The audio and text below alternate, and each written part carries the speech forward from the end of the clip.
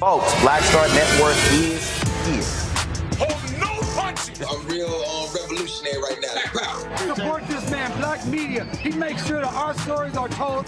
Thank you for being the voice of Black America, Roland. Stay black. I love y'all. All momentum we have now, we have to keep this going. The video looks phenomenal. See, there's a difference between Black Star Network and Black-owned media and something like CNN. You can't be Black-owned media and be scared. It's time to be smart. Bring your eyeballs home.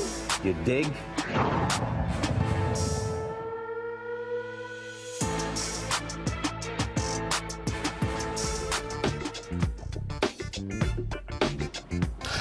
It's Friday, June 30th, 2023. I'm attorney Robert Patillo, sitting in for Roland Martin, who is in New Orleans at Essence Fest. You know, I'm kind of jealous. Here's what's coming up on Roland Martin Unfiltered, streaming live on the Black Star Network. Of course, you've seen it. The Supreme Court has continued issuing a string of rulings that are fundamentally changing the nature of American society. We're going to talk today about how it will impact the future of LGBTQ rights and student loan forgiveness. We'll also delve into how these decisions will affect everyday Americans and discuss the next steps laid out by President Joe Biden on how he plans to help those individuals drowning in student loan debt. Also, we'll preview some of the cases headed to the Supreme Court about allowing people under restraining orders to purchase firearms. Remember, there are 430 million guns in this country, only 330 million people, but we got to keep selling more guns. There was also a stirring memorial service today remembering the victims of the Atlanta child murders, bringing up still lingering questions about justice and representation of African American communities. Plus, we'll discuss the developing situation in France, where they are going through their own George Floyd moment, where a police officer killed a 17-year-old, and now they are experiencing massive unrest, riots, burning in the streets, and Emmanuel Macron, who is just over in China, has no idea how to deal with the situation. We will give you an update on what is happening now. Also, we're going to go live to Vice President Kamala Harris, who is speaking at Essence Fest in New Orleans right now. It's time to bring the funk on Roland Martin Unfiltered, streaming live on the Black Star Network. He's got it. Whatever the miss, he's on it. Whatever it is, he's got the scoop, the fact, the find. And when it breaks, he's right on time, and it's rolling. Best believe he's knowing. Putting it down from sports to news to politics. With entertainment just for kicks, he's rolling. It's on go, roll, y'all. It's Roland Martin, yeah. Rolling with Roland now. He's funk, he's fresh, he's real, the best, you know he's Roland Martin now.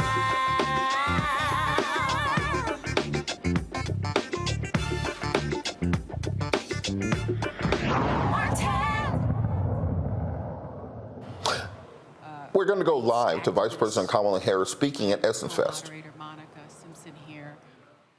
What is going on? So when the Dobbs decision came down about a year ago, last week actually,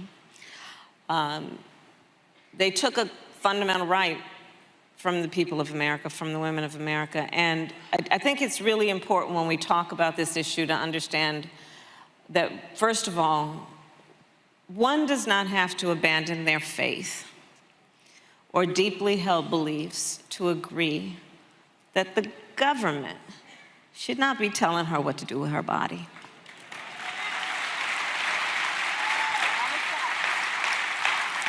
If she chooses, she will talk with and consult her pastor, her priest, her rabbi.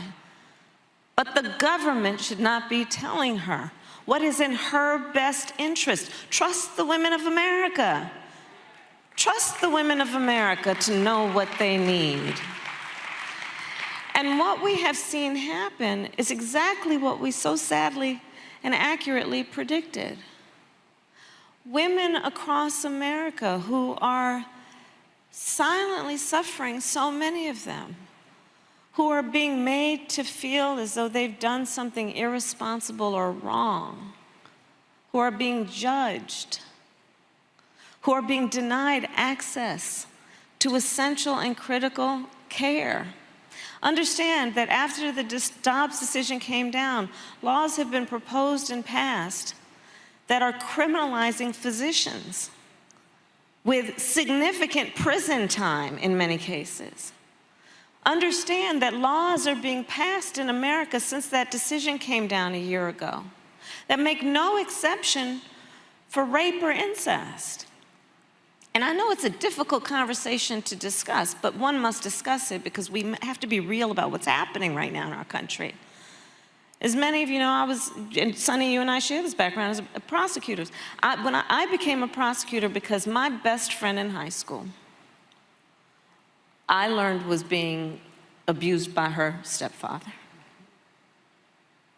And I said to her, you have to come live with us. And I called up my mother, she was at work, and she said, yes, she has to come live with us, and she did. Now, these extremist so-called leaders who are passing these laws saying no exception even for rape or incest, understand what they are saying, these so-called leaders. They are saying that after someone has survived a crime of violence, a violation to their body, that after that has happened, you will not have the choice about what happens to your body next. That's immoral. That's immoral. And they want to prance around as so-called leaders with their little flag pins?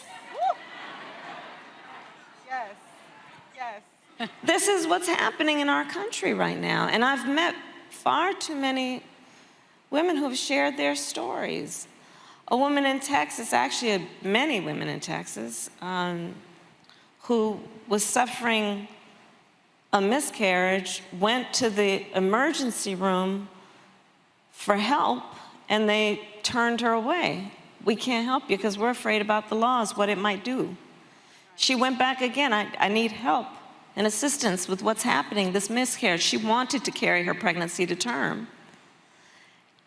They turned her away. It was not until she developed sepsis that they treated her. I met another young woman who came to one of my events with her husband. She was diagnosed at 18 weeks pregnancy. They prayed to have a baby. At 18 weeks pregnancy, she was diagnosed that it was fetal disease and that the baby would not survive. They were devastated. She wanted to then have a procedure. She was denied to have the procedure. So basically, she was being told that she should carry this, even though the diagnosis was clear about what the outcome would be. So she had to travel from Texas to Washington State to get the procedure. Now, again, let's break these things down because it's more than just some intellectual and political issue. So this young woman who prayed that she would be able to have a child and then received a diagnosis from her doctor that is devastating news, now has to be made to get a plane ticket if she can afford it, go through TSA, sit on a plane with a bunch of strangers, to go to a healthcare provider she doesn't know to address this critical issue. It's inhumane to make people do that. Absolutely. And this is what's happening in our country every day. People silently having these experiences. And I think it's so important that we all speak out and say that this is a violation of basic rights that are about bodily autonomy and self-determination. That's right. And we have to stand with what we know to be right and true about the importance of foundational principles such as freedom, and say that we are not going to stand for this. And we are going to stand up and speak to the need to, one, elect members of the United States Congress who will pass national legislation to reinstate the protections of Roe v. Wade, that we will pay attention to who's governor, and if they're passing and signing these state laws, who's the attorney general, who's in the state legislature, if they're passing laws criminalizing, who's your prosecutor, And we've got to vote in our numbers and speak loudly about this grave injustice that is affecting the women of America. Vote, vote, vote, vote. Now I have vote, vote, vote. You have that power in your hand, at least where they're not gerrymandering. I want to finish this line of questioning, and Monica certainly has another line of questioning that she is going to get to that's very important. I just want to switch gears quickly and talk about the Black maternal health crisis. Because as you know, they say when the world, gets a cold, we get the flu. That's exactly right. It's another issue you have been such a champion for us, and we thank you for that. Can you tell us how you view the relationship between the fight for reproductive rights and the Black maternal health crisis? Because for some people, there seems to be a disconnect there. Oh, for some people, they have just revealed themselves to be hypocrites. So here's why I say that. So this is an issue I've been working on for many, many years. And in fact, when I was in the Senate with my colleagues, the Congressional Black Caucus, I was on the Senate side. They who worked with me on this were mostly on the House side.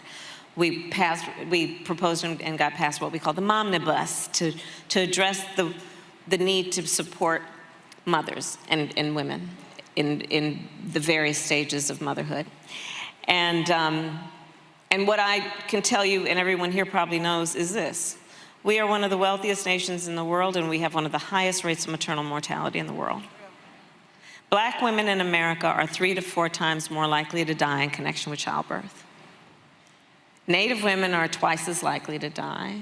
Rural women are 1.5 more likely to die. And if you're a Black woman in rural America, you can see where that's headed. And by the way, when it comes to Black maternal mortality, it has nothing to do with her educational level or her socioeconomic level. It literally has to do with the fact that when she walks into that clinic, that emergency room, that doctor's office, she is not taken as seriously. And we have, sadly, too many high-profile stories of exactly what I'm talking about. And so this is an issue that I've been taking on for a number of years, both in terms of what we need to do to address the racial bias that is present with this issue. And in particular, I was very proud to make clear that as part of the solution, we need to have the training of healthcare providers in a number of ways, including that the trainers among the trainers would be doulas, right? Yeah. Who fully understand what it means when we talk about community care and recognizing the whole person and the dignity of that person. Because let me be clear, for women who want to be pregnant and want children, it should be a joyful experience. Black women deserve to have a joyful experience with their pregnancy. And so this is one of the issues that I've taken on for all of these reasons. And it has included, as you mentioned in the introduction, I issued a challenge back in December of 21 after we were elected to the states to say, well, Medicaid covers postpartum care for 2 months. I challenged the states to extend it to 12 months. And we started with 3 states were doing it, and now we have 35 states and DC doing it. So we still have some more to go, so you can help me in shaming the rest of them. But back to the point about the hypocrisy. Yeah. In the top 10 states that have the worst maternal mortality, they are the same states that also have abortion bans. So these people who walk around saying that they have passed these bans in the interest of the health and well-being of mothers and children are hypocrites.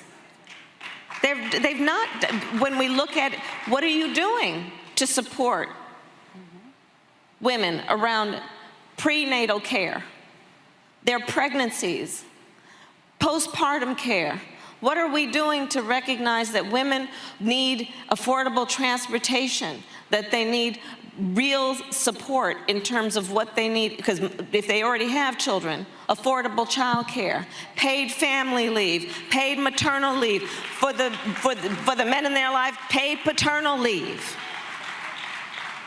And so there's still so much to do, but on this issue where these people are beating their chest with these laws that are about denying people the ability to make decisions about their own body, they must be confronted about this.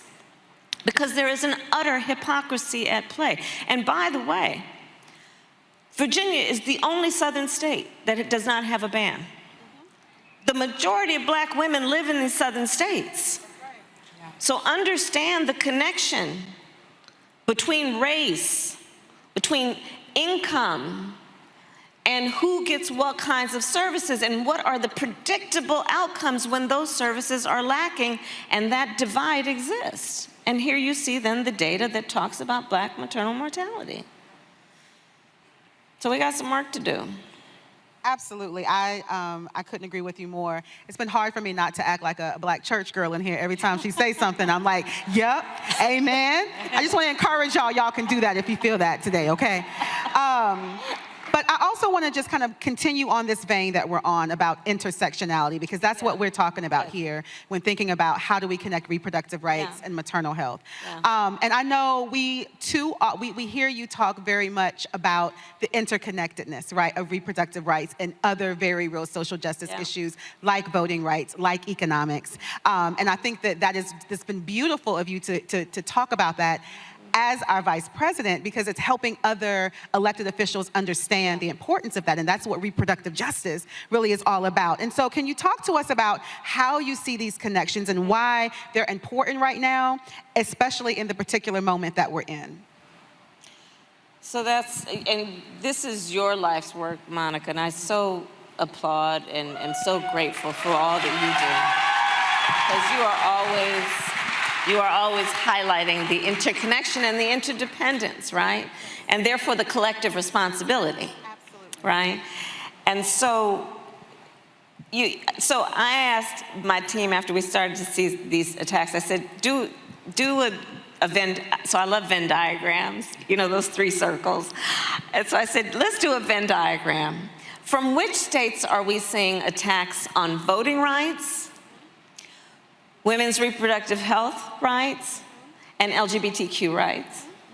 You would not be surprised of the intersection. It was so apparent and clear.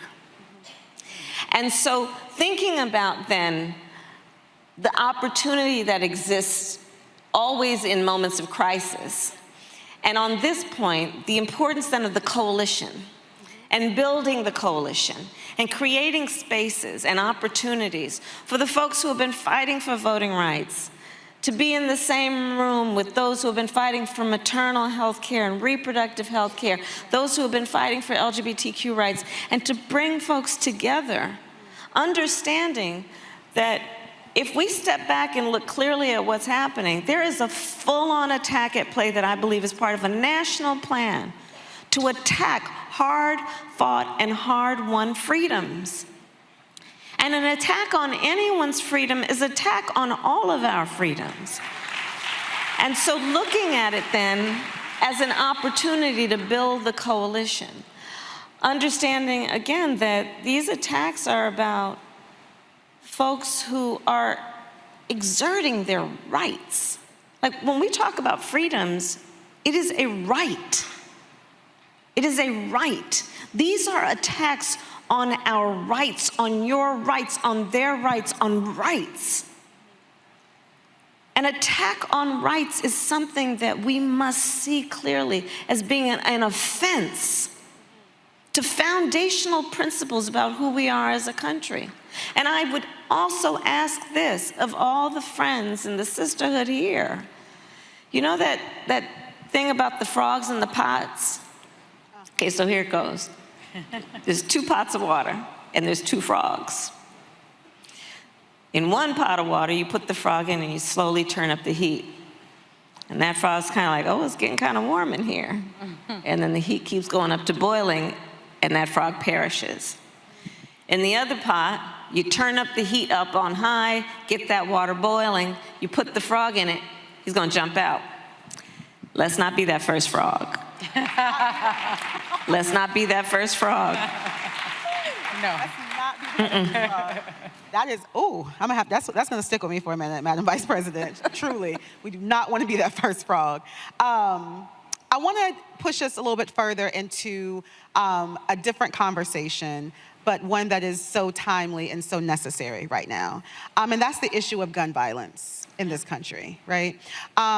You have eloquently framed gun safety in the context of freedom in this country. The freedom to be safe from gun violence. And I think that we would be remiss to not mention A.J. Owens in this moment, a black woman, black mother, who was killed in Ocala, Florida, so senselessly, right? And we can also see the interconnections there to reproductive justice and gun violence, because she was truly working to protect her family, right? Mother of four. And so we know that this issue was big and it's multi-layered, right? Can you take a moment to just talk about what we can do to really end this senseless violence that is harming so many in our communities right now? Well, there's a theme in this conversation that we are all having, which is about many things, including rights and freedoms, and also the importance of the vote.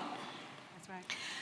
Because you see, we need people in the state houses and in the United States Congress who have the courage to act around very clear and reasonable gun safety laws, who don't fall for the false choice that you're either in favor of the Second Amendment or you want to take everybody's guns. I'm in favor of the Second Amendment, but we need an assault weapons ban. Assault weapons are literally designed to kill a lot of human beings quickly. That's right. These are weapons of war that have no place on the streets of a civil society. That's right. 1 in 5 Americans has a family member who has been killed by gun violence. The #1 cause of death for children in America is gun violence, not some disease. Gun violence is the #1 cause. And when you start looking at the statistics in terms of our young people, young black people in America, it is a crisis of extraordinary proportion that we should also think about, not only in the context of the right to live free from violence, but also in terms of the importance not only of public safety, but public health, because be clear, we are also talking about a residual impact that is actually a direct impact, which is about trauma to individuals, to families and communities that lingers. The fear that communities are experiencing, where a mother has to say to her child, if gun violence is ringing out in the neighborhood, jump in the bathtub to avoid a stray bullet. Or how about the fact that our children are right now, they're on summer break, K through 12, but they're gonna start school in the fall, and one of the first things they're gonna learn, barely before they learn their teacher's name or where the bathroom is how to hide in a closet quietly if there is an active shooter in their school. Talk about the trauma. Yeah. I have met children who have said to me, I don't like going to 5th period. And I said, baby, why don't you want to go to 5th period? Because there's no class, there's no closet in 5th period classroom. This is real. Our babies are afraid to be in a classroom where their backs are to the door. And then these so-called leaders, these extremist leaders will say, well, the solution to that is let's have the teachers strap a gun. Are you kidding me? Jesus. And so, again, though, this has to be about what do we do in terms of fighting for real leaders who have an understanding about what is sensible and reasonable.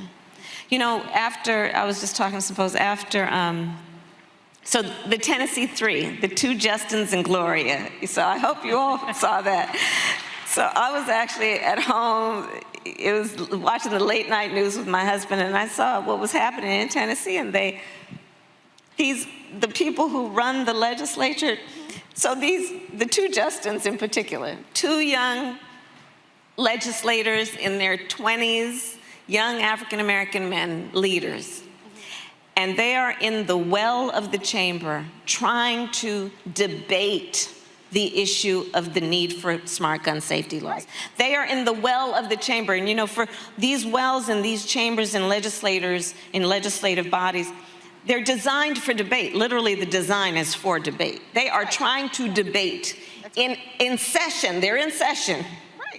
They're on the microphone trying to debate the need for reasonable gun safety laws, and these people turn the mic off on them. They turn off the microphone. You talk about attacks on our democracy, we're not even looking for symbols anymore. They're turning off a microphone. That's right. But this is what I loved about this. This is what I loved about that. So these young leaders said, all right, anybody got a bullhorn? And they got a bullhorn to make sure the voices of the people were heard. Yeah. And you gotta love, love, love, love, love that. Yes, yes. You've used your bullhorn quite a bit. You've used your pulpit quite a bit. And I know we've had this discussion that as DA in California, you prosecuted crimes against women and children. As a federal prosecutor, I prosecuted child sex crimes, of course, and child trafficking. And that always makes you feel like you're on the right side. Yeah. You've also have been such a champion for women's health, including reproductive health care. You filed briefs as an AG to protect access to reproductive health care. As a senator, I really miss your Senate debates. I'll be really honest with you about that. Is there any law that tells a man what he can do with his body? I just really miss it. I just miss it. As senator, you led on maternal health and have carried that forward also, of course, as vice president. You're leading the administration's work on reproductive health, as we've mentioned before. I mean, my question is, it sometimes feels like such an insurmountable topic. Why is it so important to you? Why do you think you're getting so much pushback? And where do you see the way forward, if you can? Well, Sonny, first of all, you know, as I said, I feel very strongly that the promise of America will only be achieved if we are willing to fight for it. I love my country. I believe in its promise. I'm also very clear-eyed that we will not see progress if we do not fight for it. All of the movements for progress in our country have been movements where people were prepared to take to the streets, prepared to organize, prepared to speak loudly with truth about what is happening, all with the intention of finding solutions. And when I look at the work that I did, whether it was being a prosecutor to say we need to focus on crimes against women and children and protect them, but also when I was DA, I said we need to also do things like, I created one of the first initiatives that was about getting services and jobs and then dismissing cases against young adults. So there is all of that, but there is the work that is ongoing in our country that is about fighting for progress. What distresses me is that the strength of our nation, for the most part, has been because we have been committed to the expansion of rights. And for the first time in a long time, we are seeing very powerful forces that are engaged in an intentional goal of restricting rights. And we've got to take this moment seriously. Back, Monica, to the point about the frogs. And here's how I also see it. As Vice President of the United States, I have now met with over 100 world leaders. Presidents, prime ministers, chancellors, and kings. When we walk into those rooms representing the United States of America, traditionally we do so chin up, shoulders back, with the self-appointed and earned authority to talk about the importance of democracy, rule of law, human rights. But what this group, all of us know, is that the thing about being a role model is people watch what you do to see if it matches what you say. Say that. Say that. And one of my fears about this moment includes that in places around this world where, for example, women are fighting for their rights, some dictator, some autocrat is looking at them and saying, you want to hold out the United States as your example? Look what they're doing. You want to, maybe it's a different person saying you're fighting to end corruption in elections? Look what they're doing. You be quiet. The implications of what is happening in our country not only directly and right now in real time affect all of us as Americans, but very likely affect people around the world. So that's how I think about this moment in terms of what is at stake. And I go back to saying, we have to fight for the future we deserve. We have to fight for a future that we deserve, also understanding that very foundational principles about who we are as a country are at stake, including freedom and equality and basic notions of justice. And the thing about a democracy, and I'll end my point with this, I think there's a duality to the nature of democracy. On the one hand, there's an incredible strength. When a democracy is intact, it lifts up individual rights. It protects civil rights. It's very strong in that way. On the other hand, it's very fragile. It's very fragile. It will only be as strong as our willingness to fight for it. And so fight we must. Thank you for that. Whew. I think we've heard two really key words come from you, Sunny, and from you, Madam Vice President. And the first word that you said, of course, Sunny, was vote, like how important that vote is. And then you followed up by talking about organizing. And so voting is powerful when we organize. And one of the powerful things I love about organizing as a cultural strategist and someone who's deeply rooted in culture work as a means to really move the masses and to really dismantle systems of oppression. And we've had this conversation, Madam Vice President. There is such a power in using the culture, right, to be a tool to make those movements happen. We've seen you on the parking lot, right? We have seen you convene really powerful influencers that represent, television shows, from actors to musicians. Like, they really have a pulse of the people. Yeah.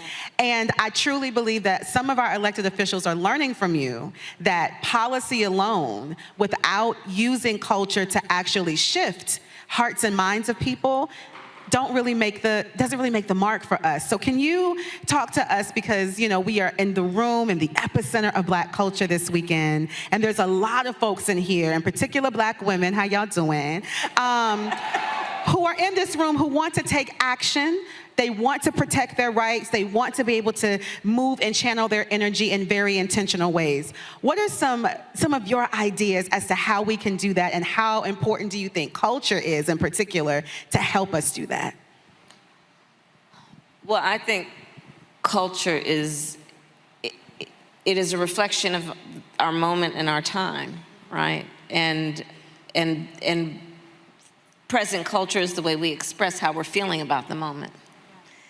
And we should always find times to express how we feel about the moment that is a reflection of joy, because it comes in the morning. We have to find ways to also express the way we feel about the moment in terms of just having language and a connection to how people are experiencing life. And I think about it in that way too. And we also, I think it's very important that leaders, anyone who considers themselves a leader, really understands how anything they say would affect a real human being, as opposed to, otherwise be a poet and write poetry. But if you want to understand, I don't mean to dismiss poetry at all, but if you want to understand any concept, you have to ask questions like, how would this affect a child?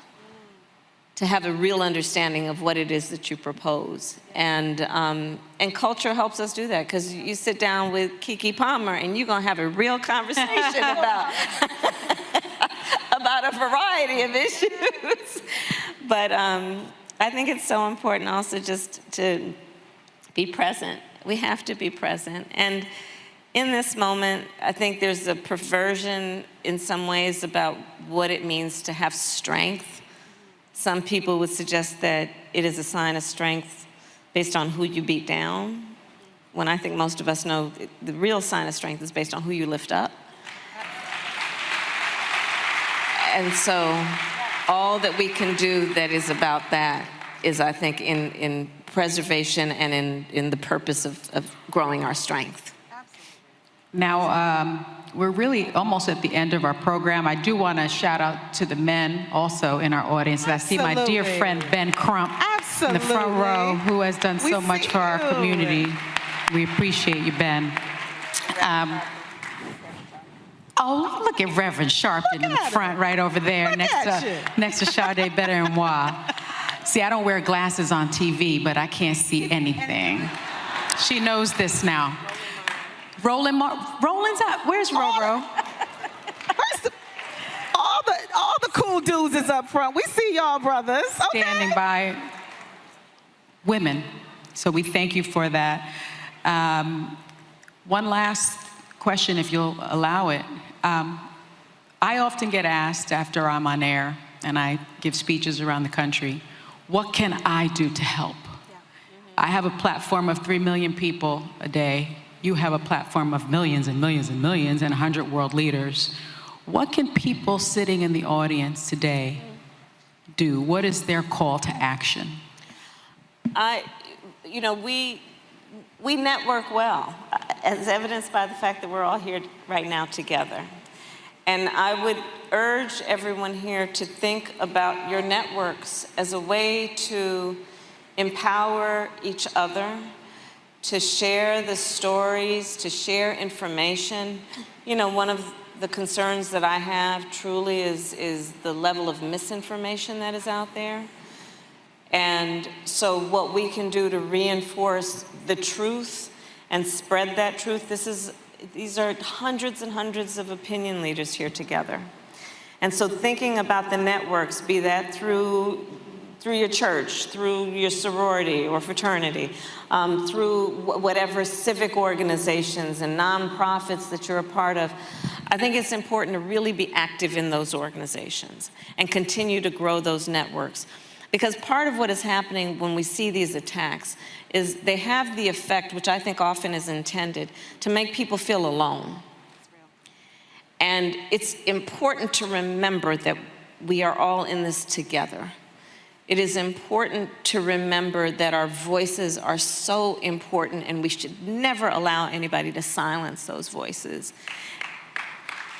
And using our voice individually and in connection with our networks is a very powerful way of organizing and building into the movement. And all said and done, this is the reality, is that all of the people upon whose shoulders we stand and honor every day of the year, they carried the baton for the time they had it, and then they passed it to us. And the question is going to be, what did we do while we were carrying the baton? And I don't think anyone expects that we're necessarily going to finish the race, but the measure will be, what did we do while we were carrying the baton? And so let's stay organized and stay in touch with each other and hold each other up. It's so important, and it's so powerful to do that. Well, thank you for giving us the honor of facilitating this conversation, Madam Vice President. Thank you.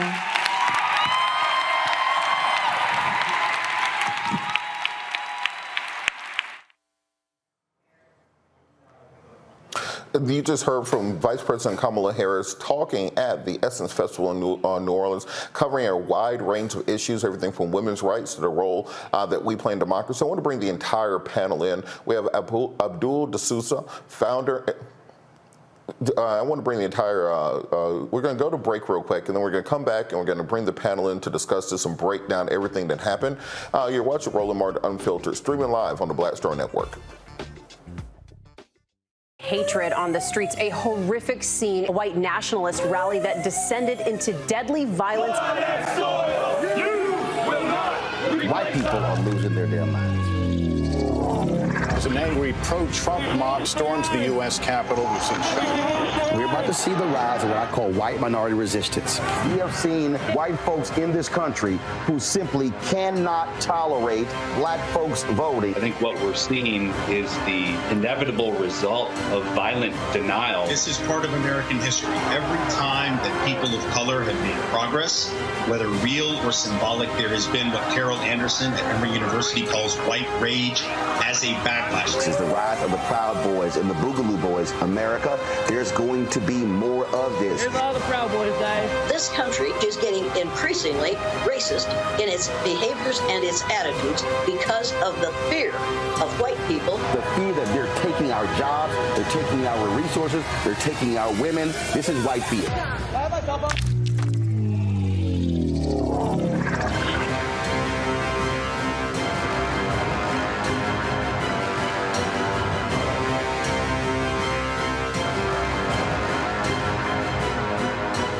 Black Star Network is here. Oh, no punch! I'm real revolutionary right now. Thank you for being the voice of Black America. All momentum we have now, we have to keep this going. The video looks phenomenal. See, this difference between Black Star Network and black-owned media and something like CNN. You can't be black-owned media and be scared. It's time to be smart. Bring your eyeballs home. You dig? I am Tommy Davidson. I play Oscar on Proud Family, Louder and Prouder. Right now, I'm rolling with Roland Martin, unfiltered, uncut, unplugged, and undamn believable. You hear me?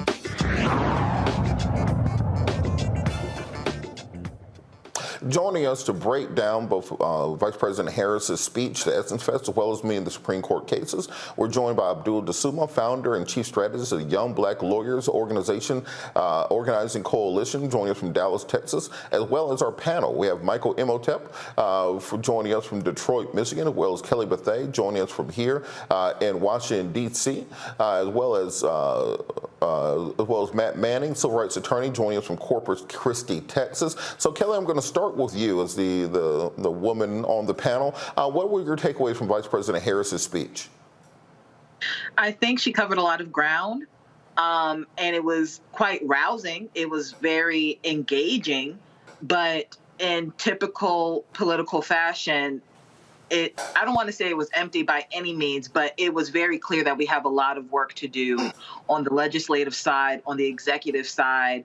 I would say on the judicial side, but that's a lost cause at this point, in order to see real change in this country. This is not a time for just pleasantries and hope speech. We really need to act, and we really need to engage. And I think her being there was the catalyst for that. But also for me, it was made clear that we have a very long way to go. Absolutely. And Abdul, you've been organizing down in Texas. What were your takeaways from the speech, and what are kind of the marching orders that Vice President Harris gave? Absolutely. Well, first of all, thank you for having me on. I thought what was most powerful about her remarks is the way in which the Vice President really drove home the point that our democracy is in critical condition, and that many of the challenges that we're facing, whether we're talking about Black maternal health, whether we're talking about the attacks on reproductive rights, whether we're talking about the unsensible gun policies that we have in this country and our inability to pass common sense gun control legislation, all of that is connected to the ways in which our democracy is in crisis. And I think it's important for folks to understand that we have work to do, and that the work we have to do is really to shore up and strengthen our democracy. And a key part of that, as we'll talk about later, is making sure that we as a community are paying attention to what's happening in the courts, because the courts have really been weaponized, as we've seen over the last 24 hours.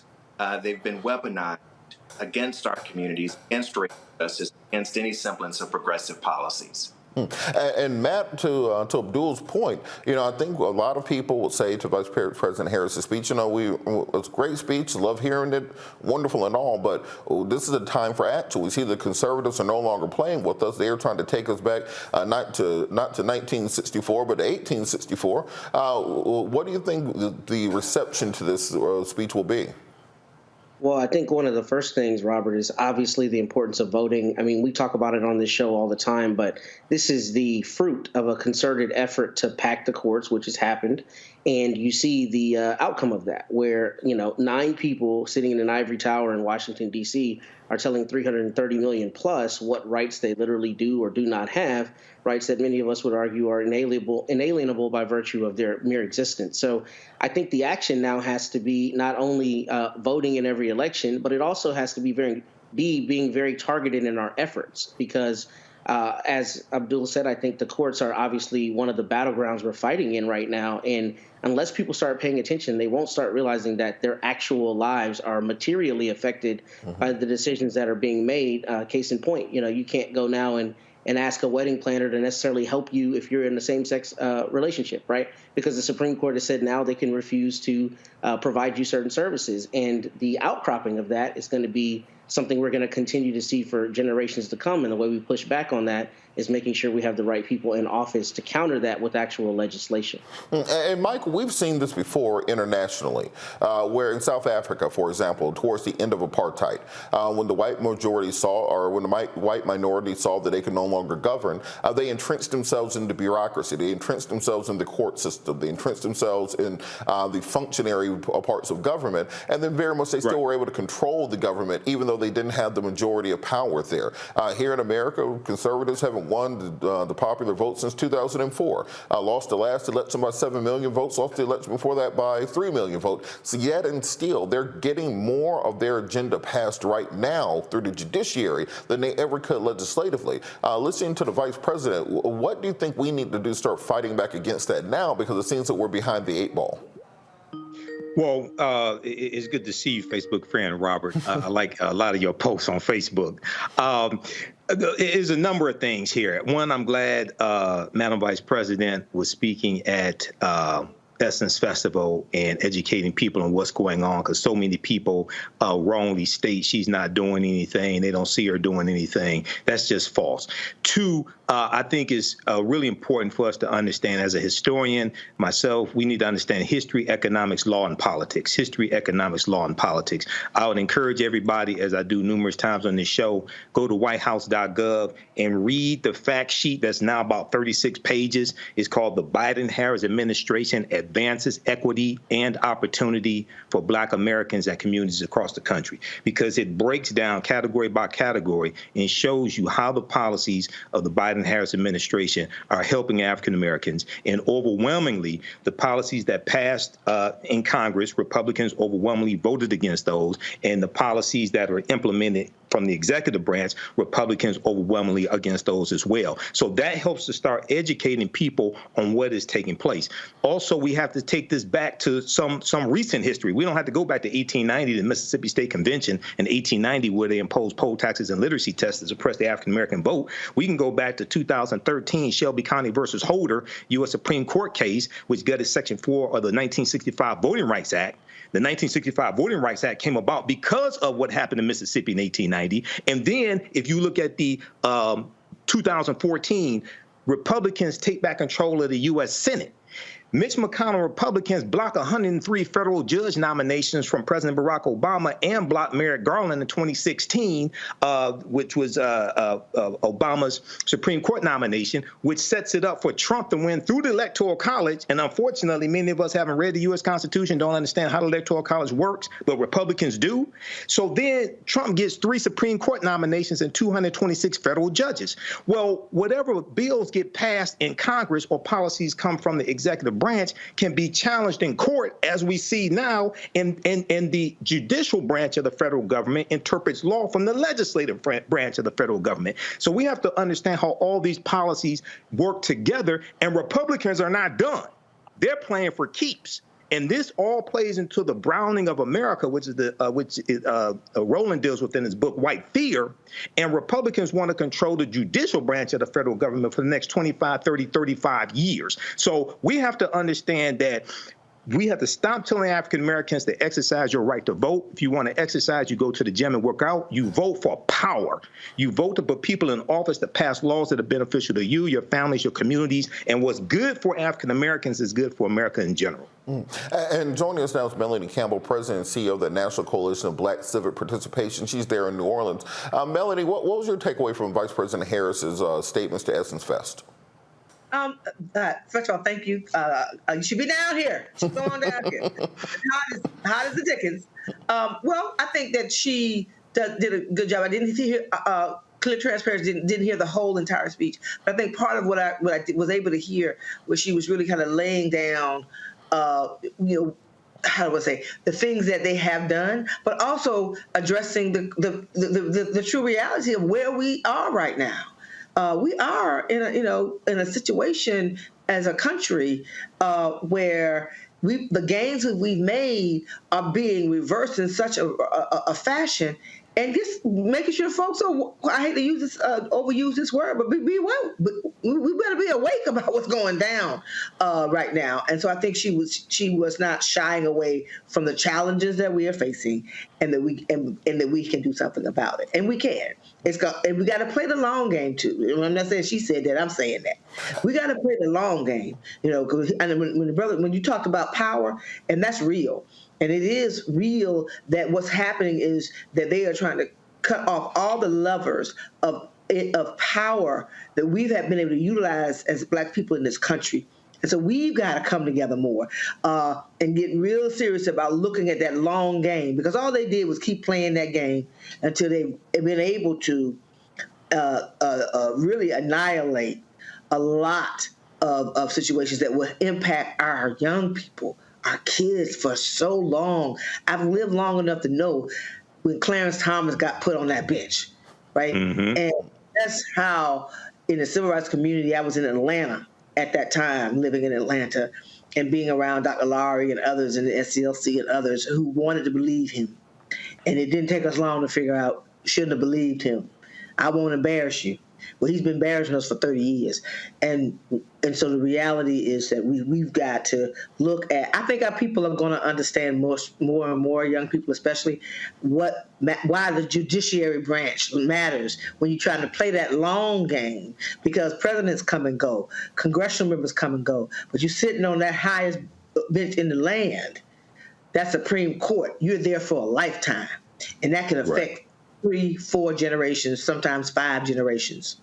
To your point, I want to stick with that and transition over to the Supreme Court's decisions on student loans and LGBTQ issues today. It started from 1964. Conservatives have been trying to take a majority of the Supreme Court just so they could repeal the Civil Rights Act of 64, repeal voting rights in 65, repeal public accommodation, repeal fair housing, all those things. They sat in waiting for 60 years. For just a moment.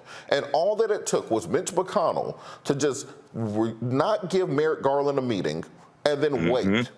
And then by that, they were able to get the 6-3 majority that they have today. And we're seeing the rollback of affirmative action, the rollback of student loan reform, the rollback of women's rights.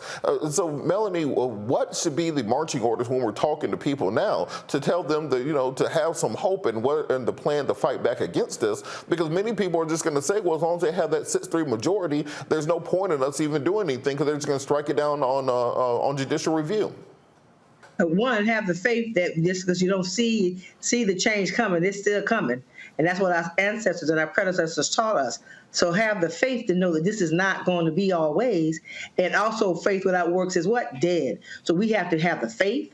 And because I believe there's a spiritual warfare, that's my opinion, there's also there's some wickedness going on in that building. And so we have to make sure that we look at that. But also, the election is around the corner. Some things are what they are. There's a presidential election. There's the congressional elections. There are also elections in these states, and we have numbers that we've still not maximized. It does not mean that we're going to win every ballot at the ballot box, but it is still the strongest mechanism that we have. With all of the problems that go with it and all of the barriers, we still found a way to elect. The black vote really did drive that vote in 2020. That's why there's a Biden-Harris administration.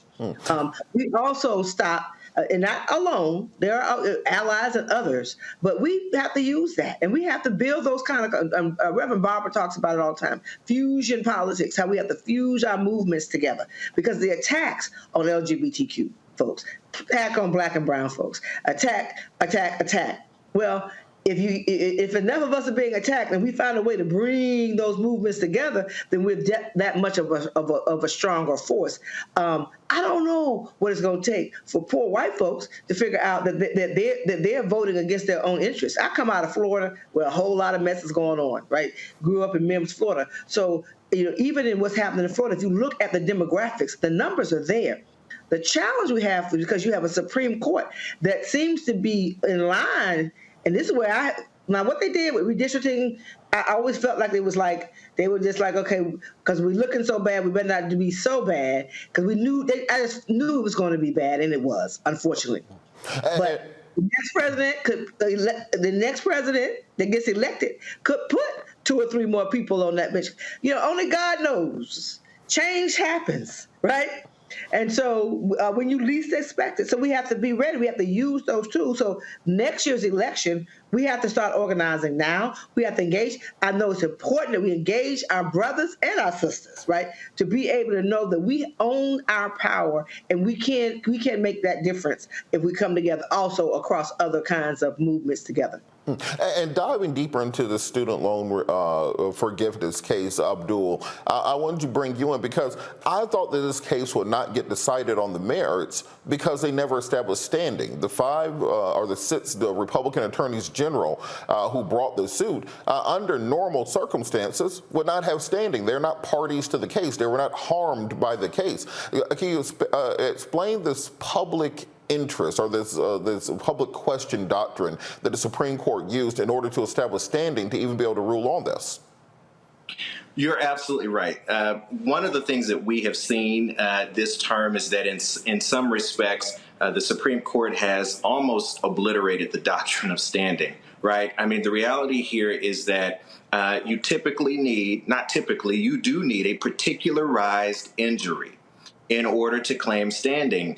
And it's unclear here what the particularized injury here is that allowed the court to reach the merits on this decision. There was a lot of hand-wringing, a lot of nuance, a lot of parsing by the Chief Justice in order to get to the merits, because clearly they wanted to decide on the merits. And ultimately they did. And I think we have to be mindful that the way they got to the merits here is through this doctrine, which really is a made-up doctrine, called the Major Questions Doctrine.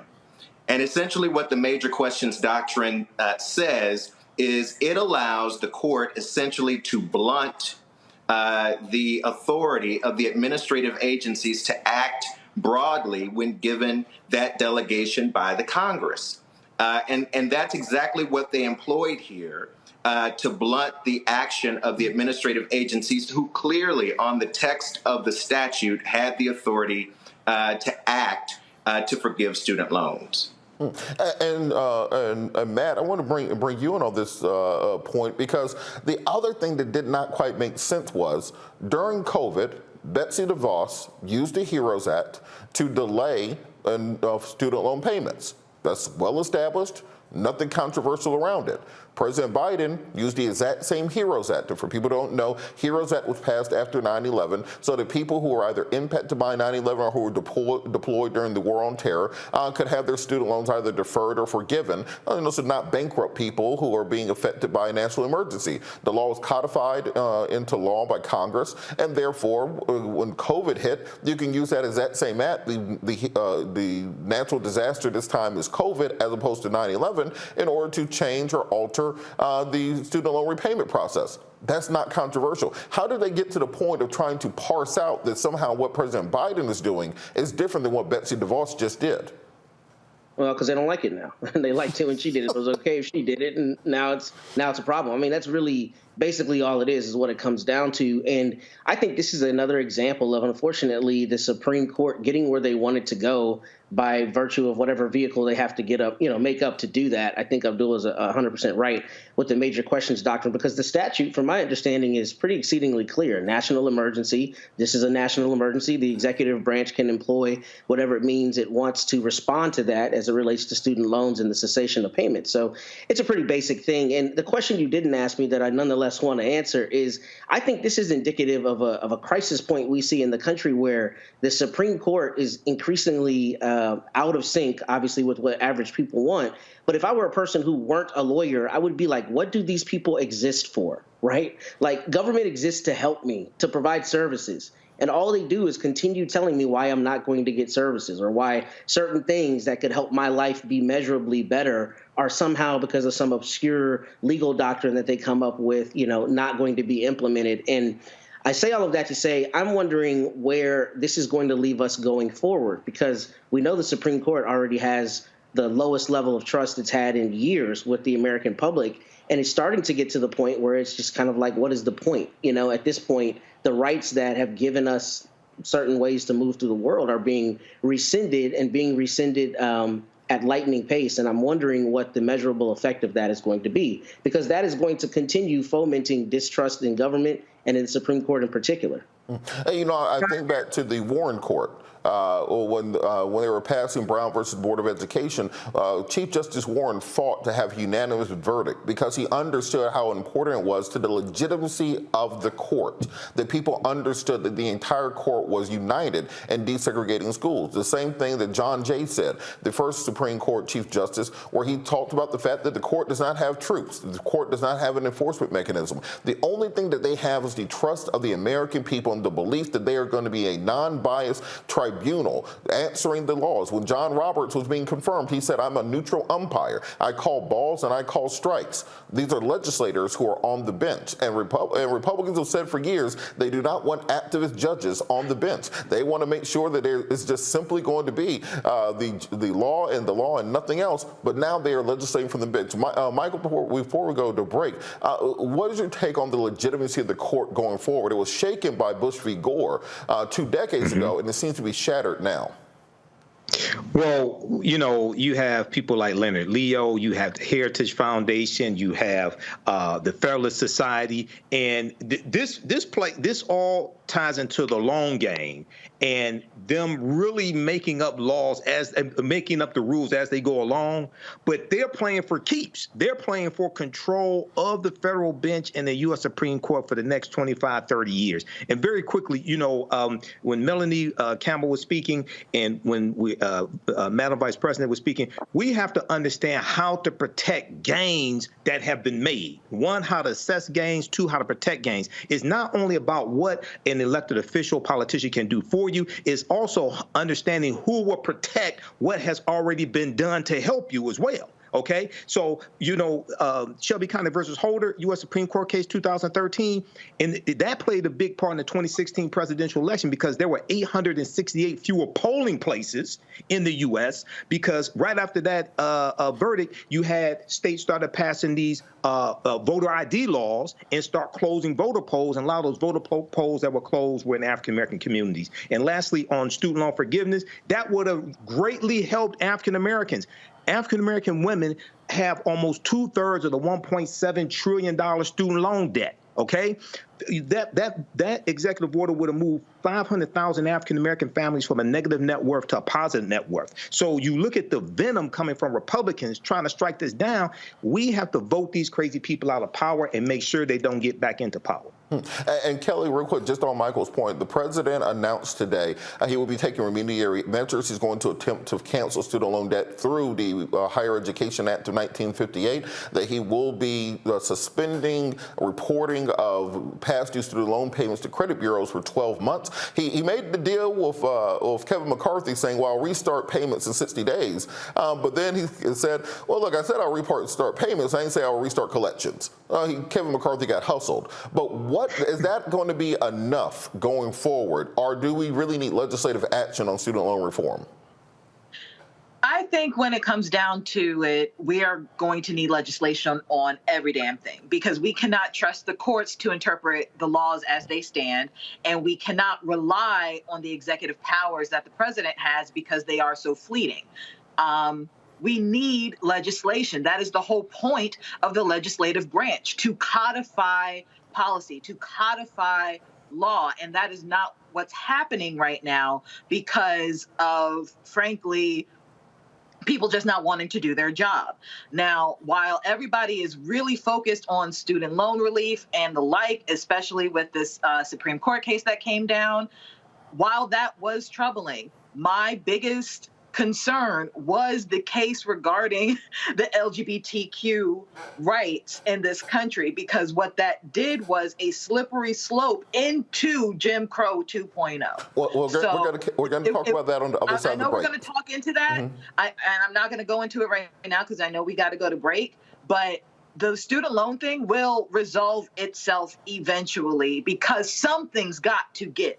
And what's not going to give is my coins, and I say that proverbially, like if I got to pay, I got to pay. But as a collective, this is not going to get paid back. It's virtually infeasible in the way that this economy has been structured right now for us to pay back $35K, $50K, in my case, almost $250K. Thank you, law degree. So all of that to say, yes, the legislation needs to happen because the alternative cannot happen.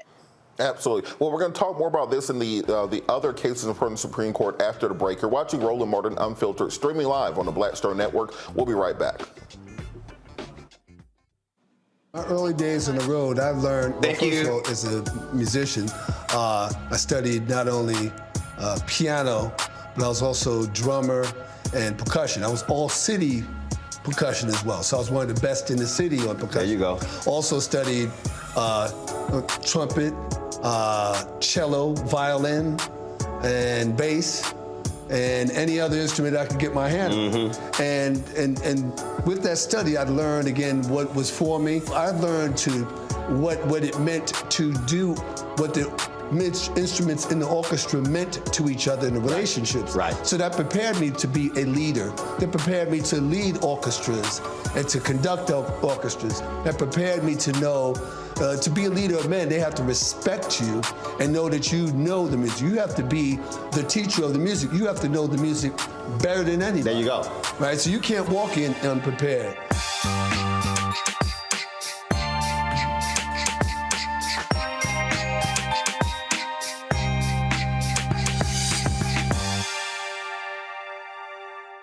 When you talk about blackness and what happens in black culture, we're about covering these things that matter to us, speaking to our issues and concerns. This is a genuine people-powered movement. There's a lot of stuff that we're not getting. You get it, and you spread the word. We wish to plead our own cause. Too long have others spoken for us. We cannot tell our own story if we can't pay for it. This is about covering us. Invest in black-owned media. Your dollars matter. We don't have to keep asking them to cover our stuff. So please support us in what we do, folks.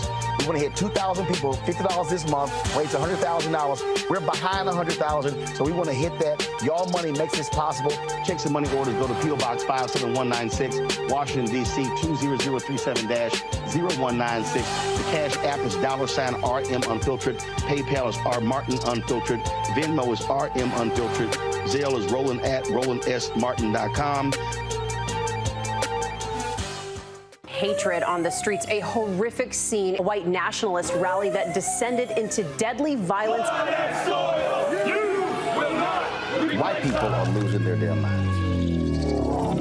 as an angry pro-Trump mob storms the U.S. Capitol. We've seen shootings. We're about to see the rise of what I call white minority resistance. We have seen white folks in this country who simply cannot tolerate black folks voting. I think what we're seeing is the inevitable result of violent denial. This is part of American history. Every time that people of color have made progress, whether real or symbolic, there has been what Carol Anderson at Emory University calls white rage as a backlash. This is the rise of the Proud Boys and the Boogaloo Boys. America, there's going to be more of this. Here's all the Proud Boys, guys. This country is getting increasingly racist in its behaviors and its attitudes because of the fear of white people. The fear that they're taking our jobs, they're taking our resources, they're taking our women. This is white fear.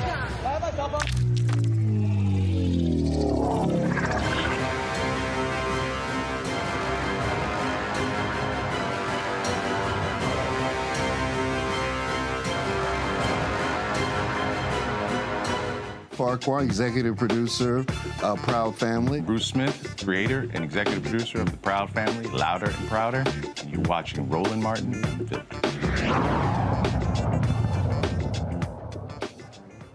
Welcome back. Today, in the second major case decided by the Supreme Court rolled back protections for the LGBTQ community. But this is a Trojan horse for rolling back the rights for everybody else. And in sum, this case comes down to a Colorado woman who has a company that designs websites. And she does not want to design websites for gay people because she claims her strongly held religious beliefs as being a Christian. Now, you may be thinking to yourself, well, where in the Bible does it say Christians cannot design websites for gay people? It doesn't. And that's why this woman did not have standing. Not only does the Bible not say that, also, she had never actually been asked by a gay person to design a web page. However, using the major questions doctrine, the Supreme Court decided to give her standing, even though none existed, and then they ruled that she, because of her strongly held religious beliefs, should not be forced to design a web page which nobody asked her to design for gay people. Joining us to discuss this is former CEO of the Rainbow Push Coalition, president and founder of SALT, an advocacy group, Reverend Dr. Todd Yeary. Dr. Yeary, how are you doing this evening? I'm listening to you talk about that Trojan horse, because that's a big deal today. Lots of Trojan horses on the loose. Absolutely. So talk a little bit about how the Supreme Court found its way to actually answering this question, even though this woman has never been asked to design a gay web page, has not received any injury, hasn't lost any money, this has never even happened. Normally the court would say that this is not right for finding, but somehow they still found standing. Well, not only would it normally be that it's not right, there's no issue. There's nobody that's come to her. She wants to expand her business. She says that she's open to producing websites for all people, provided it does not conflict with her religious beliefs, and yet she's trying to get the Supreme Court to chime in with an injunctive firewall, just in case some customer that she does not yet have decides to ask her to do something that she's not yet been asked to do. And so now we have this opportunity of misusing the court. The court presents itself now as the one to kind of forecast. This is the social engineering that we will permit and allow based on the irrational fears of folks who have no evidence. As a matter of fact, the stories come out later that the person she referenced supposedly that was thinking about asking, this guy's never even talked to her. He does not even know her. And so the defense is, well, she doesn't have to validate that the customer is legit. She gets to just operate off of her irrational fear that somebody, somewhere, may at some time ask her to do something that she does not feel compelled to do. And can you talk about the slippery slope, Trojan horse nature of this? Because we saw this in Florida with Ron DeSantis. When he wanted to get rid of Black history, he said, oh, it includes queer history. And so then because people have this anger towards the gay community, they said, oh, yeah, we'll get rid of Black history to get rid of the queer history also. In this case, you're saying, well, you don't have to make a gay webpage, but then let's say her religious beliefs tell her, well, you know, I don't really like Jews either. Does that mean she doesn't have to make a Jewish webpage, Catholic, Black, anybody else? What are the limits on this? Well, there are none. We don't know yet.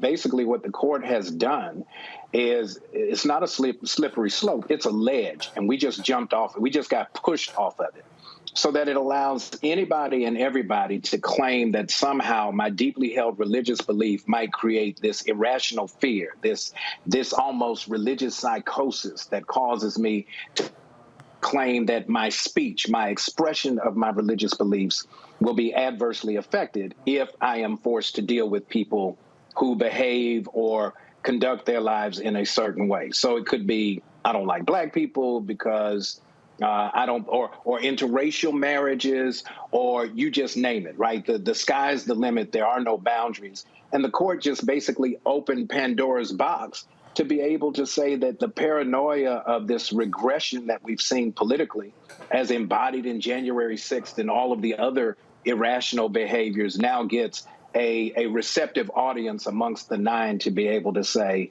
your fears are not irrational, and we will actually protect you from the boogeyman. I want to bring Melanie Campbell back into this discussion. So, Melanie, where are the limits of this? Because it seems to be pretty plenary. That as it's deemed right now, pretty much anybody can claim that anything is their religious, their strongly held religious beliefs. Because the Supreme Court does not lay out what you actually have to show to say that this is part of your strongly held religious beliefs. Are there any boundaries to this? If we just literally reapprove segregation in America?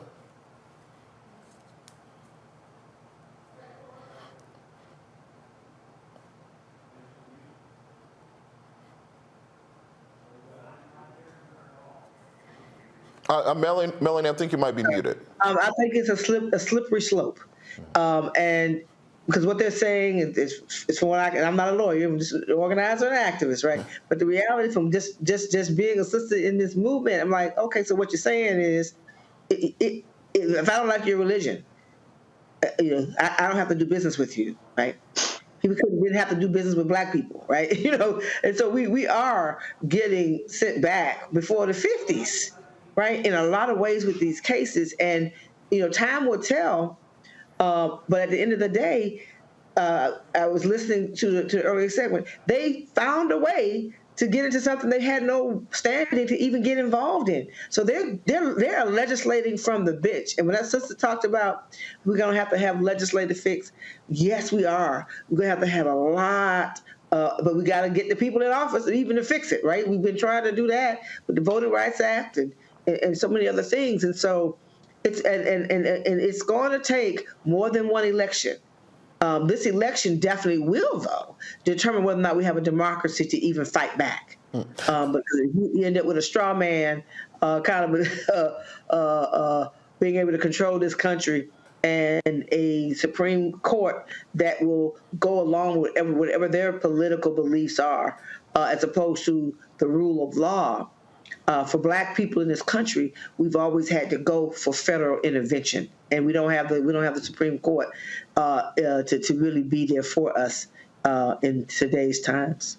And Michael, what happens the first time that someone takes this to court and says, well, I'm a black Hebrew Israelite, or I'm part of the Moorish nation, and I believe that white people are devils, and I do not want them in my restaurant, I do not want them in my bed and breakfast, I don't want them darkening my door. Does this mean the Supreme Court has to uphold that now? Well, Moors have a better understanding of law than most people. I know some Ouachita Moors, so they may win that. They may win that Supreme Court lawsuit because they'll go in and put their status as white. They may win that. I don't know. Now, a lot of other people may try that. I don't know, but this is a slippery slope here. This is, I can't stress this enough. Elections have consequences, and you go back to 2016. You had so many people who were too woke to vote. They wanted a perfect candidate. Then they want Hillary Clinton. If Hillary Clinton had become president, you'd have a 6-3 liberal majority as opposed to a 6-3 conservative majority, okay? And a lot of this stuff would not have taken place. We've been able to preserve a lot of these laws and make advances. So this is really dangerous territory right now. I know, and I was on Facebook, you and I on Facebook all day, and or a good portion of the day. I was looking at some comments saying, okay, now Biden has to expand the court. Well, the ability to expand the court belongs to Congress, not the president. Now he can encourage it, But it's up to Congress. That's Article 3, Section 1 of the U.S. Constitution, which goes back to why we need to study the U.S. Constitution. That belongs to Congress. Well, you need, if I'm correct, Robert, you ain't going to be able to do it with 51 votes. You need 60 votes in the Senate. Is that correct? Yeah, I think we have officially started the race to 60. Democrats, you need exactly. Yeah, I saw your post today. Democrats, you need 60. Yeah, Democrats are going to have to start for 2024. It has to be about getting the 60 votes in the Senate. You're more than likely going to get the House of Representatives. You got to get the 60 votes. Matt, I want to bring you in on this conversation. So for people who are just trying to understand what the rules are at home right now, does the court say how you prove something is a strongly held religious belief? Does the court demonstrate exactly what or create any kind of test to know if you're operating within the coverture of the law, or is it just the wild, wild west now? Well, first, Melanie, be grateful you're not a lawyer because we annoy ourselves a lot of times. I haven't read the opinion in full transparency, but I will tell you that in what I did read, what they have done is created a very murky standard as it relates to when this will be applicable, meaning that they've tried to carve out some kind of exception for artistic expression and artistic services that are so greatly entwine the artist's personal beliefs right into what they're creating, that it allows them to say it's expressive. And that to me is BS, right? Because where do you draw the line on when I get to decide that this is now infringing on my rights and when it's not? And to answer your question, no, they didn't do that. And that's been one of the issues with, if you look at the full panoply of cases that relates to religious freedom and expression, is how do you know somebody really means what they're saying they mean, right? You have cases back in the late 1800s about, whether people had deeply held religious beliefs. But to your point, no, they didn't do that. And that allows for people to be dishonest about it. And even beyond that, this upends the idea of justiciability. I think you were talking with Reverend Urey earlier about this. And, you don't see them generally making decisions on issues that are not issues yet. So that's what's really strange about this, is the idea that someone can say, hey, I think this thing might happen. I want you to kind of give in an injunctive way to tell me that I can exercise my rights in a certain way, or that this would infringe upon my rights. And that becomes the problem, because now, it's going to be murky as to know when a circumstance is really discriminatory and when it's not. And it's going to empower people who are hateful to say, I don't have to do it for you now. Supreme Court says I don't have to, when the law might still require that they otherwise accommodate you. The crazy thing is, it was just last week in the border case where the Supreme Court ruled that the governor of Texas didn't have standing to bring the case. And now this week, in 2 cases in a row, they said, well, standing doesn't matter. We'll just invent it when we feel like it. Kelly, when I read this decision, it reminded me of the movie Life. And I'll tell you the one scene. I know what I'm talking about. When Eddie Murphy and Martin Lawrence walked into the pie shop, and they said, well, can I have a slice of pie? He said, well, no, these ain't no nigga pies. Well, guess what? Now that's legal. That's legal in America right now. I have artistically created these pies. I've invested myself so much into the artistry of my baking that I have created a nigger-free pie. And so what do you think happens in America where that becomes the new standard, and all someone has to say is I've invested artistry into it, and therefore it's non-judiciable by the Supreme Court, and it's enforceable by law. You can't sue me. You can't have me arrested. You can't do anything about it. You just can't have the pie. Nigger-free pie. I'm trying. Come on, Kelly. Hold it together. Let's go. I'm trying. All right. So here's the thing about this case. A lot of people are saying, and rightfully so, that this, the company in which, brought this case, it was under First Amendment issues, right? And while that may be true, what I find most interesting and more importantly problematic about this case is the fact that it's not that the court came up with a different test in order to get to their conclusion. What they did was take her plight, being, I don't want to do this because I'm Christian, they took her as a protected class. And they diminished the other protective class being sexual orientation. And for me, the issue with that is you basically put 2 protected classes against each other. Further, what you did was put one above the other. So what does that mean when you talk about a protected class being a religious class, where traditionally in the Supreme Court is under strict scrutiny, meaning what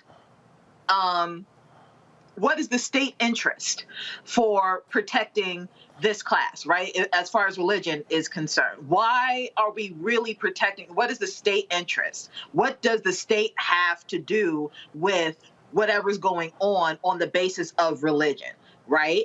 They did not use that type of scrutiny with the sexual orientation one, which is technically speaking a little lower, but they didn't regard that test at all. So my issue with this is, if you have another tier for protected classes outside of what has already been established, what exactly does that mean? And that's what I mean by the slippery slope. So you're telling me that the religious class trumps the class of race. You're telling me that the religious class under strict scrutiny trumps the strict scrutiny class of national origin, trumps sex, trumps age, trumps alienage, trumps migration, all the things that are under that strict scrutiny class. And that's how we are going to get the Jim Crow 2.0, because you're saying that race low-key isn't under strict scrutiny anymore because you don't regard it, and that is the issue here. That's what I am most concerned about, because of that slippery slope. And Abdul, on that point, we saw this in the affirmative action case where you take, if it's a white person suing to overturn the affirmative action, more than likely you have a different outcome than recruiting Reverend Geary. When you're talking about the case where you have Asian students versus black students, here you have a Christian woman versus the LGBTQ community. Have they effectively gotten rid of the concept of strict scrutiny at the Supreme Court? Well, to Kelly's point, the First Amendment argument, because there's a commercial issue framing this First Amendment expression, it actually took them out of the strict scrutiny category and made it more of an intermediate scrutiny. So the standard was lower. They contorted themselves to kind of find a way not to have to apply strict scrutiny because they were trying to get to a particular outcome. Just like in the Students for Fair Admissions case. What do? To Kelly's point, you create this hierarchy of competing interests that ultimately the outcome, all it does is further insulates those who really have the most, feeling like they've got the most at stake, and that's really white political interests. So you can have an Asian student complaining about black students getting 1 or 2 slots when they got a far higher number of admission slots at Harvard and UNC.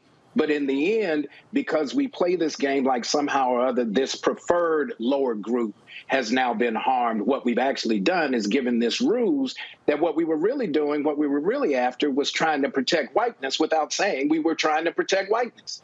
And it's a particular kind of whiteness. It's a conservative religious whiteness that leans towards this homophobic, xenophobic expression that allows now this notion that if you got more guns, more fear, and more crazy running around, you call them Trojan horses. These jokers are walking around, they're not on wheels and ain't no horses. These are upright walking, two-legged folks who are losing their absolute mind, and they ain't trying to make no, what'd you call them?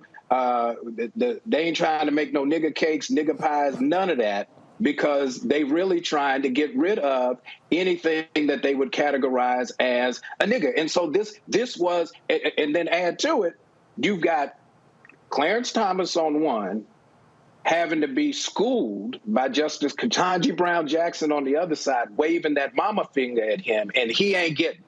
So when you have the overseer loyalist on the overall plantation of the bench, 9 justices, he then becomes the apologist for the white racist leanings of the court, because now he's the one, he ain't even in blackface, he just black, doing everything that he wants them to do, cooning, shucking and jiving, because at the end of the day, this never was about protecting Asian students or protecting some white woman with conservative religion. It's to protect her white husband who's at home worried about whether or not his seed is going to be extinct because of the browning of America. And what Dr. Frances Cress Welsing always told us, it was the irrational fear of white genetic annihilation. That's what this is all about. That's what it's always been about, and it ain't changing no time soon. You know, I think this is why we have to watch so closely this court, because we're moving towards that singularity, the 2040s, when white people will be just one of many minority groups in the country that will no longer be a majority. And as we've seen in nature, when you get to singularity, things start speeding up, things start compressing, and we see them clawing to power. And that's what this Supreme Court is doing right now. Thank you so much, Reverend Geary. We're going to be back after the break. You're watching Roland Martin Unfiltered, streaming live on the Black Star Network.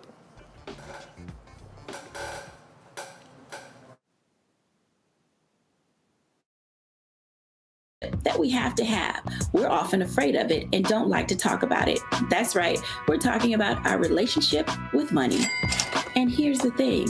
Our relationship with money oftentimes determines whether we have it or not. The truth is you cannot change what you will not acknowledge. Balancing your relationship with your pocketbook. That's next on A Balanced Life with me, Dr. Jackie, here at Black Star Network. On the next Get Wealthy with me, Deborah Owens, America's Wealth Coach, I'm sure you've heard that saying that the only thing guaranteed is death and taxes. The truth is that the wealthy get wealthier by understanding tax strategy. And that's exactly the conversation that we're going to have on the next Get Wealthy, where you're going to learn wealth hacks that help you turn your wages into wealth. Taxes is one of the largest expenses you ever have. You really got to know how to manage that thing and get that under control so that you can build wealth. That's right here on Get Wealthy, only on Black Star Network. Hi, I'm Jo Marie Payton, voice of Sugar Mama on Disney's Louder and Prouder Disney Plus, and I'm with Roland Martin on Unfiltered.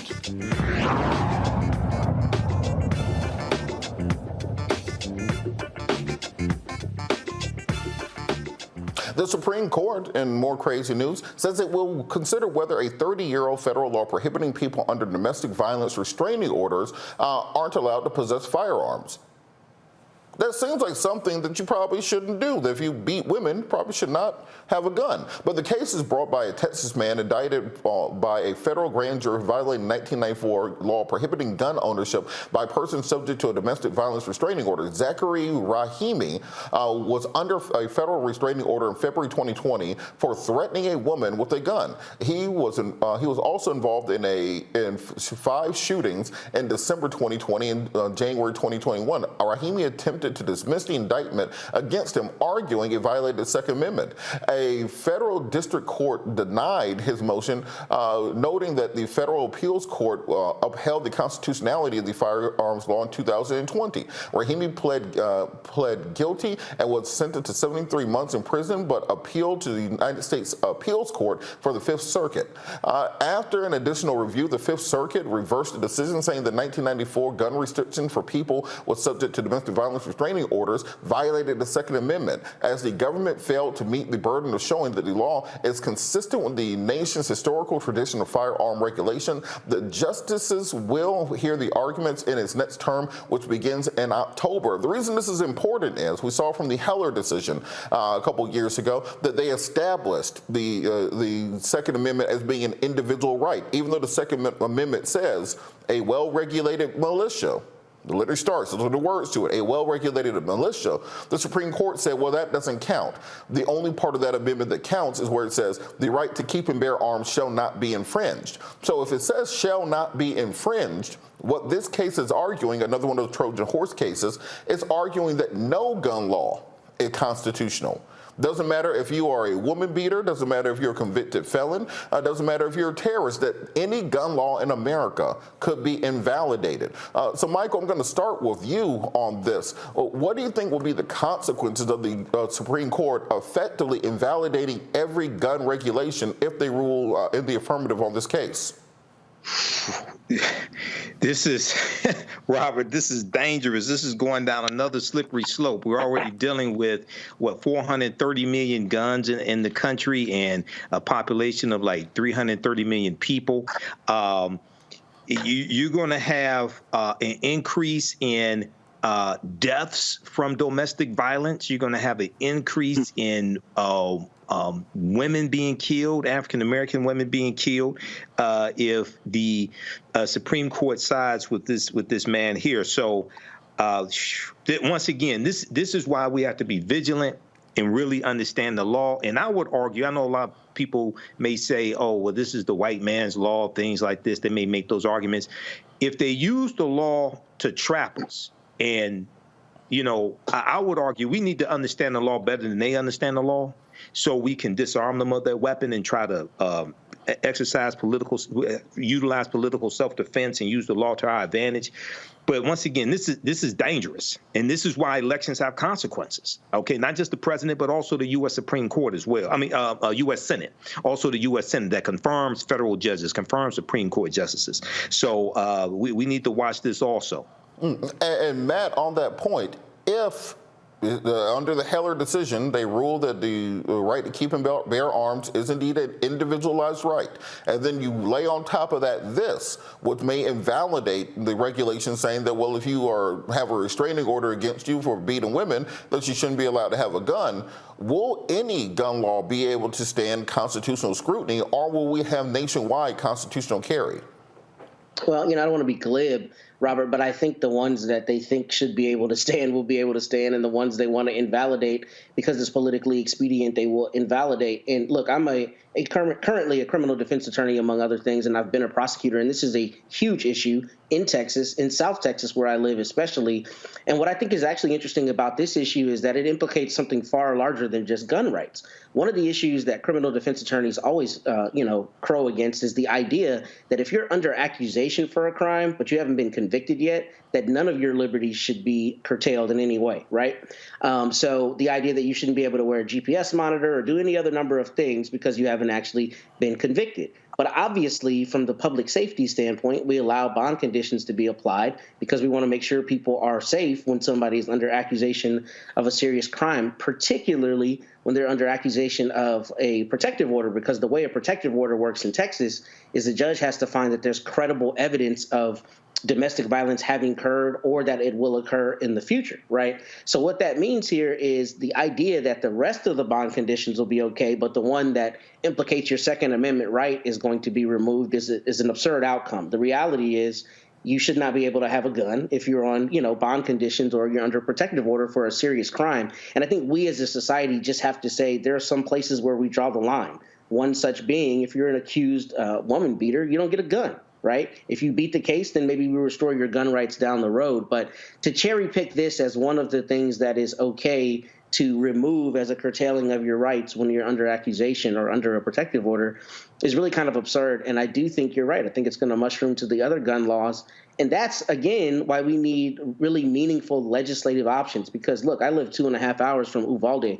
And a year ago, 19 kids were killed in a school, and we have no meaningful gun control laws passed since then, right? But now we're talking about whether a guy who has a protective order should be able to have a gun while he's under accusation of having harmed somebody. I mean, it's getting absurd. We as a people have to demand that our representative government actually represents us and passes laws that matter, that keep us safe. And I think the Supreme Court ruling affirmatively in this case could be ruinous to public safety, to Michael's earlier points. Kelly, can you talk about how dangerous this could be to women? A lot, and I don't mean to, be flippant about it, but it is so scary to me that this is not only being presented to the Supreme Court, but ironically, even though it's being presented to the Supreme Court, which is a serious issue, that in itself implies that it's not that big of a deal for a felon to have a gun, right? And this kind of actually goes back to the last case, my point being regarding protected classes under constitutional law. With this case, it's almost as if the Supreme Court is saying that not necessarily felons, but gun owners are a protected class, and anything impacting gun owners should be held under strict scrutiny by constitutional law. That's crazy. That's insane, because it's not something that you identify with. It is not something that is innate within you to have a gun. It's not your skin color. It's not your gender. It's not your orientation. It's your right, and I say that loosely, to have something. And they are treating that right, again, I say that loosely, to have something as though it is a state interest to keep. I don't even know where to begin with that. I don't understand. Like, that is blowing my mind right now. And it is, I'm going to have to wait until it actually gets heard in order to parse it out and really see what the arguments are going to be here. Because if they go that route, that's crazy to me. Well, as we've seen, this court in the last 2 days has done more crazy than many people can think of. And I think the danger that this court has created is this idea of the institutional legitimacy of the court is now so far in question. It's difficult to see how they can regain that. What is standing? Who knows? It's whatever they feel like it being on any given day.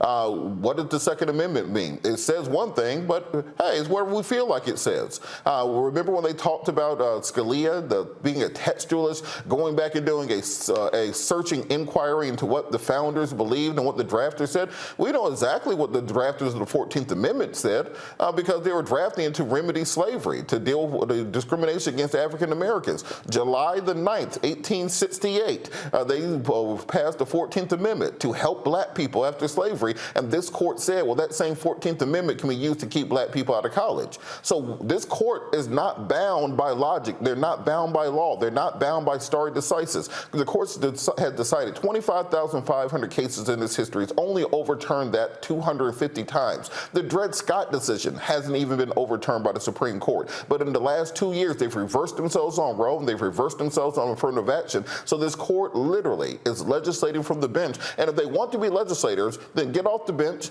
have your sugar daddy, Harlan Crow, or whoever else it is, and then run for Senate. But otherwise, be a judge. All right, we'll be back after the break. Calling you're watching Roland Martin Unfiltered. I've been on radio since 7 a.m. this morning, so I ain't slept in days. You're watching Roland Martin Unfiltered, streaming live on the Black Star Network. We'll be back after the break.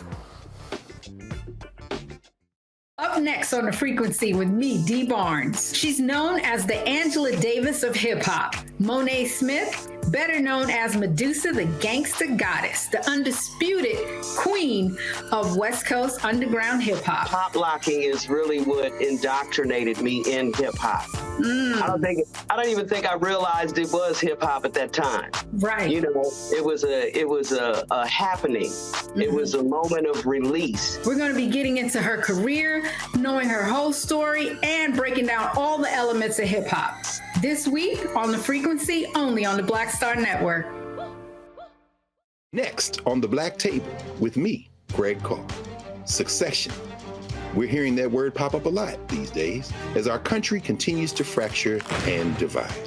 But did you know that idea, essentially a breaking up of the USA, has been part of the public debate since long before and long after the Civil War, right up to today? On our next show, you'll meet Richard Crichton, the author of this book, who says breaking up this great experiment called America might not be such a bad thing. That's on the next Black Table, right here on the Black Star Network.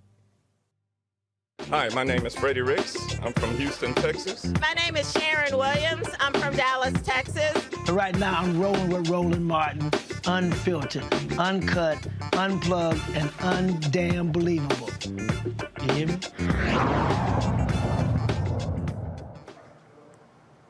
So I've been doing a lot of international media lately. Right before I was headed over here to the studio, I was on the news over in Lebanon. Earlier today, I was on the news in Dubai talking about the affirmative action cases here in the States. And there's a case that going on in Europe right now that really got my attention. Because in Europe right now, in France, there was a young man who was shot by police. And this young individual, he's on screen right there, Nahel, he was shot and killed by police. And France is currently undergoing their own George Floyd moment. Throughout this week, we've seen this snowball into riots, into destruction. Buildings have been burned. President Macron has not been able to establish order. And the reason being because this young man is part of the massive immigrant community there in France who have been consistently alienated, who have been consistently consistently neglected, who have been consistently treated the same way there as we treat migrants here in the United States of America. One of the issues that we have as the Pan-African community is understanding that our problems here in the United States of America are not unique to us. They're very much part of an international wave of anti-blackness. If you look at what's going on in Italy with Giorgia Meloni, the prime minister there, becoming a neo-fascist, saying she misses the days of Mussolini, and even saying that they specifically do not want African immigrants coming to France or coming to Italy. They'd rather have immigrants from Venezuela because they share Latin roots. You can look at Viktor Orban in Hungary. You can look at Lukashenko in Belarus. All of these countries are dealing with these issues of African migrants who are coming to Europe not because they just love Europe, but because Europe has raped and pillaged Africa for the last 5 centuries. You stole all the food. You stole all the luxury items. You stole the people and enslaved them. So these folks are just coming to where the resources are at. We just saw the migrant boat in Greece capsized. While the news media was searching after that damn submarine, we're talking about 700 people were in that boat that capsized. So these riots in France are really a buildup of that anger, of that feeling of displacement these individuals have. The same way that George Floyd wasn't just about George Floyd in America. These riots in France aren't just about this individualized shooting. And I think it's important for us to understand that we want the whole world to focus in on our issues here and to unite against white supremacy here. We have to be equal partners in ensuring that we're fighting against white supremacy international. Because if you're looking at everything going on from the Conservative Party in Great Britain instituting voter suppression that they learned from the GOP here in America, to anti-immigrant forces in Eastern Europe building fences and barbed wire to keep African and Middle Eastern migrants out, even our good friends in Ukraine who were expelling African migrants prior to the invasion, or what's going on in Israel where black African Jewish migrants from Ethiopia are treated as second-class citizens in their own homeland. If we're not going to pay attention to the international white supremacist community in their fight for anti-blackness, no one is going to pay attention to what we're doing here in America. Michael, I want to bring you in on this. What do you think it will take to reestablish order in France, or do you think Macron is actually up to the job? Well, you know, I've been following this of course, I've been following the Supreme Court decisions more, but I have been seeing stories about this, and this is, you've had the third night of these riots, rebellions taking place. I'm not exactly sure what is going to take, but it's going to, France is a colonizing country. Whether we talk about Haiti, whether we talk about African nations. So I think it's going to take some real truth-telling, some real honesty about the oppression of African migrants and migrants from other countries coming into France. So I've been reading about this story here. It's a 17-year-old young man, if I remember correctly. They just give his first name, Nahel, Nahel. And this is, I think these protests may spread around the world once again, like the George Floyd protests spread around the world as well. So we could have another wave of, social justice movements also. So we'll have to see what happens here. But there's going to have to be some real truth-telling that takes place in France. And Matt, to that same point, part of the issue that I think people have is the fact that we very rarely see anything come out of these protests. That here in America, we had the George Floyd summer in 2020. We are yet to pass federal legislation to address police brutality here in the United States of America. We were able to pass $1.5 trillion for the Inflation Reduction Act, $1.7 trillion for the infrastructure bill, $3.5 trillion for the omnibus spending bill. We were able to pass the American Rescue Plan. We were able to pass $4 trillion in the debt ceiling deal. We were able to pass the Stop Asian Hate bill. We were able to pass the Respect for Marriage Act. All of these in a quote-unquote divided House of Representatives and a divided Congress. You even had Marjorie Taylor Greene supporting the president on the debt ceiling deal, but we've seen absolutely no movement, absolutely no action on police reform in the United States of America. And similarly in France, we've seen absolutely no movement on actually addressing the issues of migrants there. What do you think has to happen to move these white supremacist power structures, both here and abroad, towards actual action? What did Pac say? They don't give a fuck about us, right? I mean, what did Macron say? He said, I don't believe there's systemic racism in policing. And I think to get right down to it, it's the idea of truth telling, which I think you just mentioned in terms of how to remedy this issue in France. They have to be truthful about, one, the disparity that is experienced by migrants and immigrants there in France. And also they have to remember this. France is the perfect example of how they have to make the smart move to remedy this, because first, if you're looking at the French Revolution, it really wasn't that long ago that, right, the entire country was reshaped because of the revolution. But just a couple months ago, the French people essentially revolted over the lowering of the retirement age, right? So France is a place where the people really take it to the government if they're not happy about what's going on. And I say that to say, I think Macron and his people would be smart here to get together with the people who have the biggest megaphones and who have the ability to move the ball to say, what do you need meaningfully? Because I don't think France is a place where they'll let it die. And I think it is obviously an outcropping of what we're seeing here. And, to Michael's point about this spreading across the world, I know the George Floyd protest did. And I don't know that young Nahel will necessarily have the same, mushroom effect because George Floyd was so recent, relatively speaking. But outside of that, France would really be remiss if they didn't take this as an opportunity to meaningfully listen to its citizens. Because if not, I think there's a good chance that there will be more. I think 900 people have already been arrested. There will be violence and there will be loss of property and loss of, hopefully not, but loss of life. So I think what they need to do is listen to the people there to say, how do we improve the conditions? Because the same conditions are at play there that are at play here. It's people saying, we are tired of being the bottom caste. In fact, one of the quotes that I read was someone who said, we are not scum. We don't like violence either. We are French, just like you.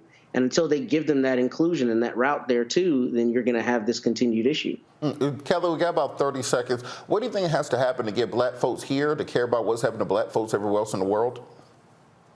That's a loaded question for 30 seconds for sure. Solve all the world's problems in 30 seconds. Right. It would start with empathy for sure. And I think Michael really brings this home every time we are on Roland, and it's to do your research, to read, and to expand your mindset regarding these issues, right? Because we are all the same to some extent, especially those of us in the African diaspora.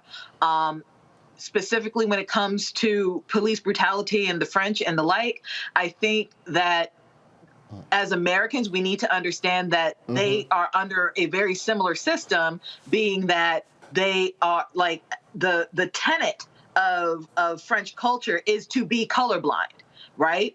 City of love and all these things. And, we don't have racism here because everybody's the same. And that's obviously not the case. And we have that same problem here. So the more that we're able to empathize and actually see each other as brothers and sisters in the same fight, I think we can have a more global discussion about white supremacy and about racism across the globe. Absolutely. Well, and Michael, I know you wanted to talk about your class. I also want to have you on my radio show Sunday to talk about it also, but do you have a couple seconds on that? Oh, I'll come on your show. All right, everybody, this Saturday, July 1st, 2023, 2 p.m. to 4 p.m. Eastern Standard Time. Join me for my new 12-week online course, Ancient Kemet, the Moors, and the Ma'afa, Understanding the Transatlantic Slave Trade, what they didn't teach you in school. Visit my website, AfricanHistoryNetwork.com, AfricanHistoryNetwork.com. Register there. We deal with thousands of years of history and what leads up to the transatlantic slave trade taking place. It's a very visual presentation. You will never see history the same way again. All right. Thank you so much, Michael. Thank you so much, Michael. Thanks so much, Matt. Thank you so much, Kelly. Got to thank our guest, Reverend S. Todd Geary, also Abdul Dasula, also Melanie Campbell. Thanks, Roland, for letting me sit into his chair while he's having a good time at Essence Fest. Could have invited me, could have hollered at your boy. But thank you so much. Follow me on all social media at Robert Patillo. And as I said in every show, in the words of Gil Scott Heron, no matter the consequences or fears to grip your senses, you got to hold on to your dreams. Hold on to your dreams, America.